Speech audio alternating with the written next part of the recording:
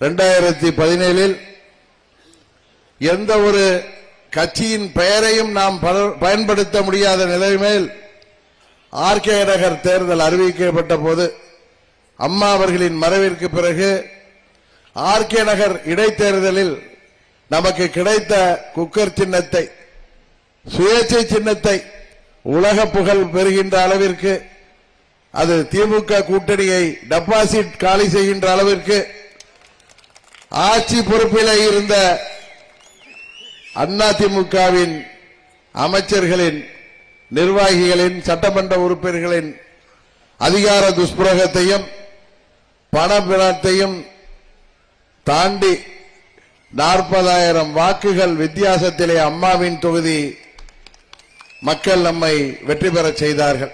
அங்கே எனது வெற்றிக்காக பாடுபட்டவர்கள் பல பேர் இங்கே மேடையிலும் இங்கே நாற்காலிகளிலும், ஏன் அதற்கு பின்பு அங்கே நின்று கொண்டும் இருக்கிறார்கள். இப்படிப்பட்ட தொண்டர் கூட்டம் இருக்கின்றவரை அம்மா மக்கள் முன்னேற்ற கழகத்தை எந்த கொம்பனாலும் எதுவும் செய்துவிட முடியாது என்பதுதான் உண்மை. நேற்று கூட நான் திருநெல்வேலியில ஒரு மாபெரும் கூட்டத்தில் பேசிட்டு இருக்கப்போ சொன்னேன், பாராளுமன்ற தேர்தலில் இங்க கூட பாண்டி போட்டியிட்டார், கிட்டத்தட்ட 1.5 லட்சம் வாக்குகள் பெற்றார். புதிய சின்னம், அதுவும் பரிசு பெட்டக சின்னம்.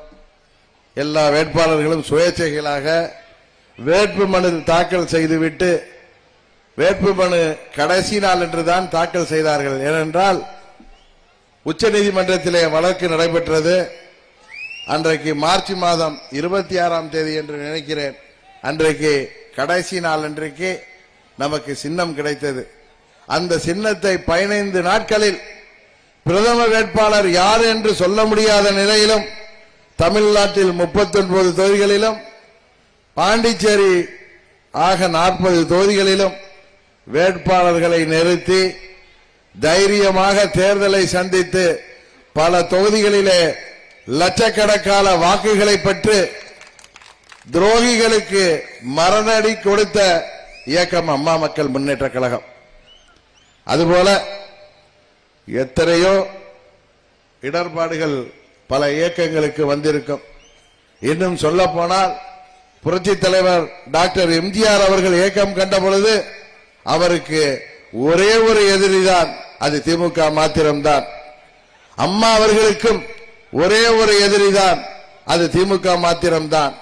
ஆனால் இன்றைக்கு அம்மா மக்கள் முன்னேற்ற கழகத்திற்கு ஒரு பக்கம் நமது பரம்பரை எதிரியாகிய தீய சக்தி திமுக, இன்னொரு பக்கம் துரோக சக்தியான பழனிசாமி கும்பல்.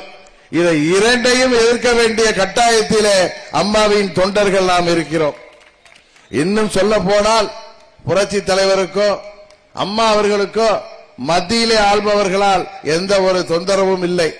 ஆனால் உங்களுக்கு தெரியும், நாம் பல பக்கங்களிலே நாம் அன்றைக்கு பல தாக்குதல்களை, பல முனை தாக்குதல்களை தாண்டி இந்த இயக்கம் 6 ஆண்டுகள் தமிழ்நாட்டில் வெற்றி நடை போடுகிறது.